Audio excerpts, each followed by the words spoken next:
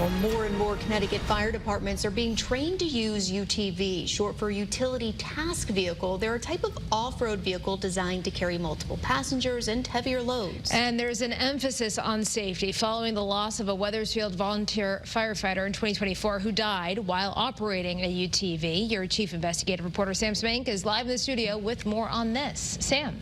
We found that since the loss of Robert Sharkovich Sr., or Sharky, the Wethersfield Fire Department created new rules when it comes to operating UTVs, and more than 200 firefighters have received one-of-a-kind training. On any given day, you can find Seth Roberts behind the wheel of a UTV. It's his job.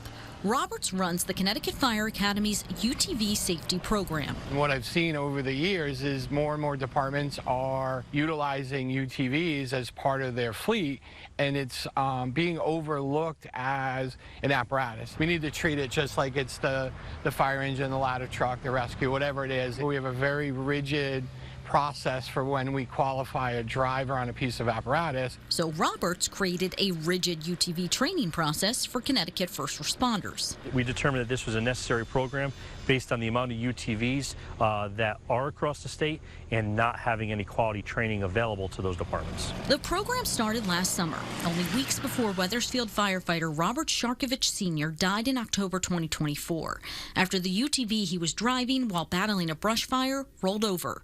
The Connecticut Department of Labor did an investigation following the accident. According to their final report, while driving the UTV on an incline, it began to slide on loose shale and roll from side to side. Investigators say 2 firefighters sitting on the suppression unit were thrown from the UTV. 2 others sitting in the cab were thrown about as well. The town of Wethersfield paid a $640 penalty for failing to ensure that employees followed the manufacturer's instructions, according to the Department of Labor.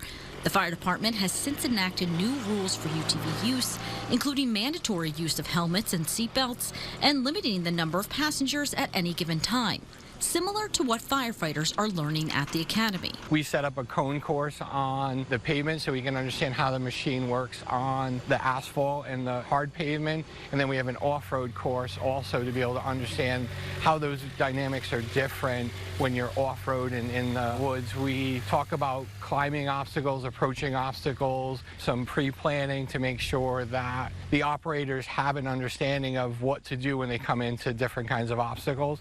Heavy focus on making sure that we're wearing seatbelts, and then that the right level of personal protective equipment for whatever we're doing with the machine.